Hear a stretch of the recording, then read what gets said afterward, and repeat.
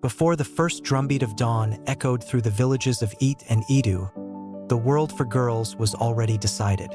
From the moment a girl could walk, she was measured, weighed, and predicted. Not for her laughter, not for her cleverness, but for the children she might one day bear.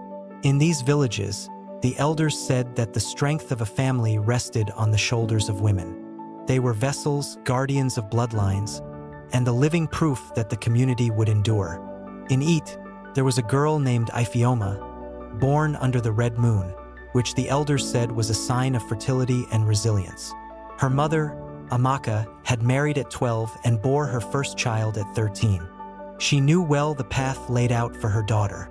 "The river flows, and so must we," Amaka whispered as she combed Ifeoma's hair, tying the braids in patterns that signified readiness for marriage, even though Ifeoma had barely entered adolescence. Ifeoma's future had been promised long before she could speak her own mind. A man named Eze, a respected hunter from a neighboring village, would take her as his wife. He was in his mid-20s, already a father to one child from a previous marriage arranged by his mother. Love, they said, was a dangerous luxury. Obedience was the currency of survival. Across the river in Idu, another girl named Oluchi faced the same fate. Her father, Obi, measured her height against his spear, counting moons until she would be deemed ready. When she turned 14, she would be married to Chukwuma, a warrior who had fought in village conflicts for years. Chukwuma's hands were skilled at hunting and fighting. Tradition dictated they must soon be skilled at another task, ensuring Oluchi bore children quickly and often for the survival of his lineage. The elders justified this system through ritual. At the coming-of-age ceremony, the girls were made to kneel before the fire, the same flame that had been worshipped for generations, and promised to honor the men chosen for them. Their voices, young and trembling, were absorbed by the smoke. "You will give life," the high priestess intoned. "Your body is the bridge between the past and the future. Your obedience will protect the village." Failure, they whispered, brought curses, misfortune, and the wrath of ancestral spirits. The first marriages were not celebrated as unions of love. They were contracts, witnessed by elders and the village, sealed by the girl's silence. When Ifeoma's wedding day arrived, she was only 12, her eyes wide with fear as Eze's mother led her to the hut she would now call home. Eze watched silently, pride mingled with entitlement, as his new wife stepped into the roles tradition demanded. Wife, nurturer, vessel. It did not take long for Ifeoma to understand the cruel truth. Her body was no longer her own.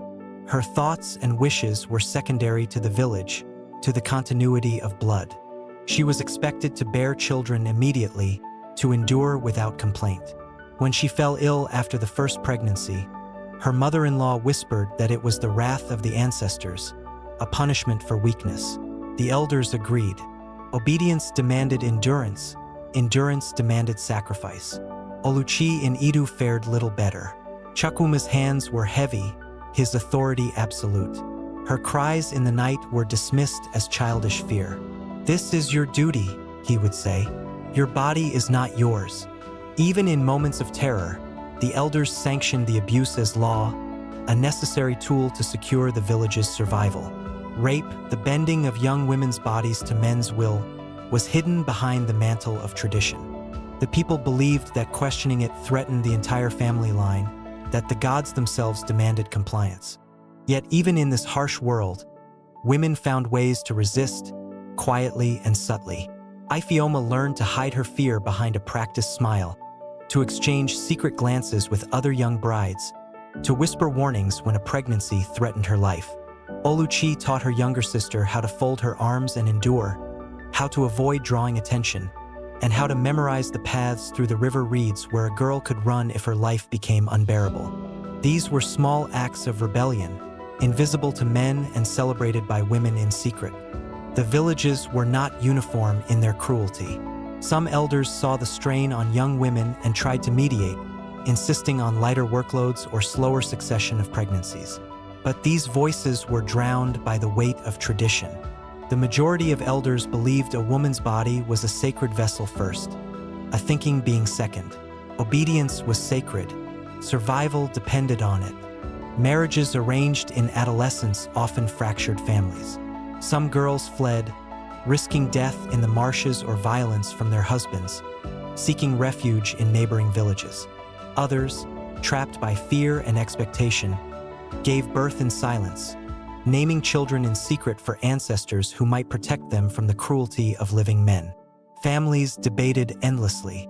Should a child remain with the father who forced their mother into labor, or with the mother whose status as a widow, fugitive, or disgraced woman carried its own peril?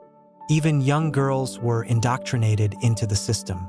At age 8, Ifeoma's cousin, Adiz, was shown the sacred ceremonies, taught the chants and offerings that would prepare her for the day she would be married. "You must learn patience," the elders said. "Your body carries generations. There is no choice, only duty." Adiz nodded, already understanding the limits of protest. Her tiny hands traced the patterns in the sand that represented fertility and obedience, knowing that learning them meant learning survival. As the years passed, pregnancies became frequent, relentless, each one taking a piece of Ifeoma and Oluchi, yet strengthening the village lineages. Women whispered that childbirth was both a blessing and a curse. They bore sons and daughters to carry forward names, but their bodies were rarely theirs to enjoy. Men were praised for their strength and conquest, while women were celebrated for endurance, as if survival through coercion was proof of virtue. Some young men, however, began to question the system. Iza's younger brother, Obioma, watched Ifeoma's suffering silently. He saw the fear in her eyes, the way she bent to his family's demands without complaint. "Is this truly honor?" he asked the river, knowing it would answer nothing. But words carried little weight against centuries of tradition. Yet rebellion slowly grew in whispers and hidden deeds.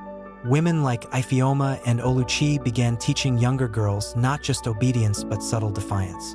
They taught them how to hide food, how to care for themselves during dangerous pregnancies, and how to memorize safe paths through the forests if escape became necessary. Some fled, some resisted quietly, and some survived only by bending every rule without breaking it outright. Over time, these acts became the lifeline of the villages. Though men and elders continued to dictate public law, women's secret knowledge preserved life, memory, and sanity. They became the unacknowledged leaders of survival, teaching each generation how to navigate a world that saw their bodies as property, their voices as secondary, and their desires as irrelevant. Even decades later, the villages remembered. Elders recounted the stories of girls married too young, of women whose bodies became vessels for survival, of children born into a system that justified abuse. They remembered the quiet defiance of Ifeoma, the whispered lessons of Oluchi, and the hope carried by those who learned to protect themselves in silence. And though tradition remained, the memory of resistance, survival, and cunning endured as well, a testament to courage in a world that demanded compliance.